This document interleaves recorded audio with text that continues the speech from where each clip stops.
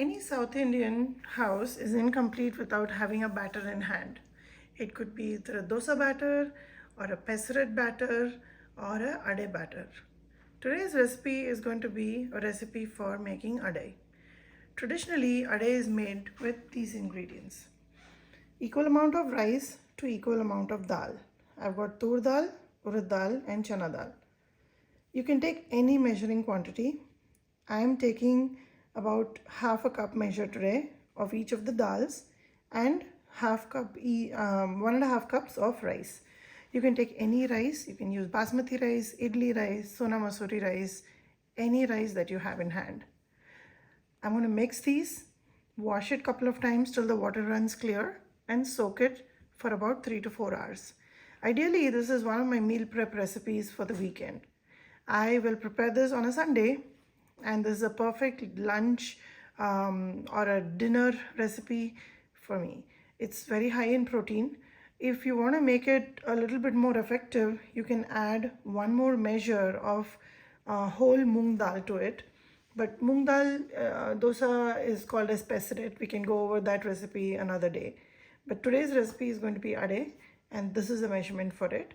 Once we soak, you need to let it be for about 3 to 4 hours. This batter will not require any fermentation.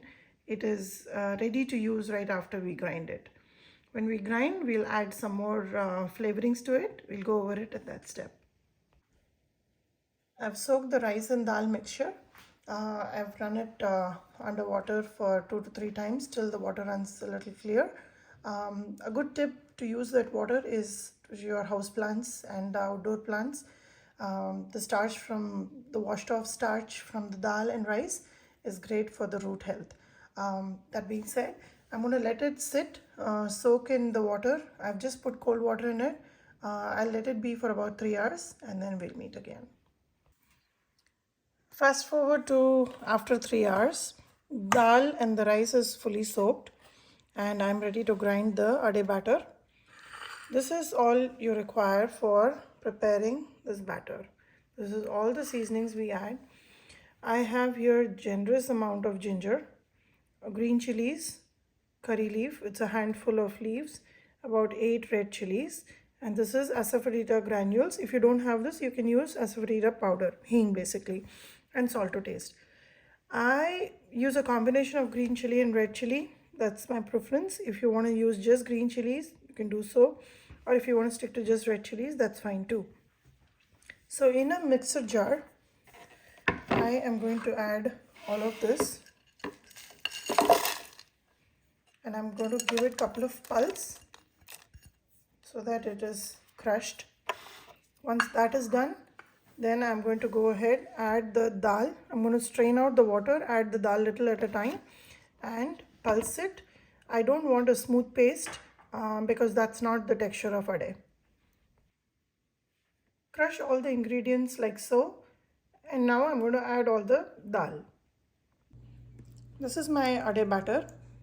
If you notice, it is of a greeny texture. It does not coat the back of the ladle. This is the texture in which I want. I did not add any salt to this batter yet. I will store this in the fridge, and as and when I want to use it, I'm going to remove that portion, add a little bit of salt. I will be adding coriander leaves to it. There are variations to how to make this. You can either add moringa leaves to it while you prepare, or you can add methi leaves. Both of them have different flavors and they taste really good. And 1 or 2 day old batter, you can prepare it with onions also. Even that tastes really good. The batter will become a little sour in a day or two, even though you keep it in the fridge. But at that stage, you can make it with onions. I'm ready to make adai. Here in a bowl, I've taken out the portion I'm going to use now to prepare adai. To this portion, I'm going to add salt to taste. And here I have some frozen methi leaf. So the tip of the day is anytime you get methi, fresh methi in your grocery stores, buy it, sort it out, and then freeze it. And it comes very handy in making a lot of dishes, parathas, adais, dosas, and everything. So just take a handful of methi, add it to the batter, and that will be your methi adai. You can also use moringa leaf. I have moringa leaf powder, sun-dried powder, and I can use that also for a variation. I'm going to mix this up and show you how to make the adai. Now my skillet is nice and hot, and regulate the heat like I said before. Whenever you use iron tawas, iron kadai, once it's hot, reduce the heat to medium, and then it's ready to use.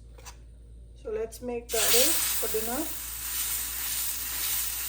If you notice, the batter is not very thin,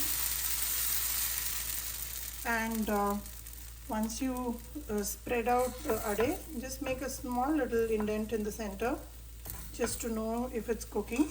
Adai takes a little longer than dosa to cook, and just smear some oil around the side. Like I said, in our house we use peanut oil.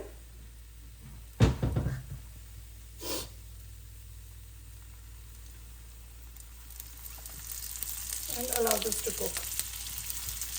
Once you see the side and the center crisping up, a little brown specks, you can flip it over. I allowed the adai to cook for about 45 seconds now, and if you notice, it's starting to brown a little. Just release it on the sides and cook it. A well-seasoned tawa is perfect for making adai and dosas and all that, and it tastes really good. It comes out naturally crisp. You don't have to leave it in the tawa for extra time to crisp it. Adai is done cooking. I'm going to take it out.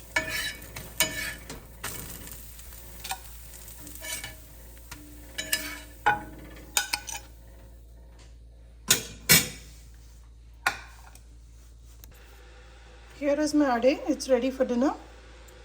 It pairs perfectly with a dollop of butter, or our famous idli podi, or even traditionally with vellam. Vellam is nothing but jaggery, and in my house all our elders will have it with a little bit of jaggery, and additionally a little bit of yogurt to go on the side. It's a wholesome meal, very high in protein. This is perfect for a meal prep for a weekend, so your week can go easy. Or if you can soak it in the morning, go to work, come back, grind it, your dinner can be ready in less than 10 minutes. By the time your tawa is hot, you can grind the batter and it will be ready to serve. Enjoy, try it, let me know. I'll post another variation with a different ingredient in it. Today it is Methi Adai for me.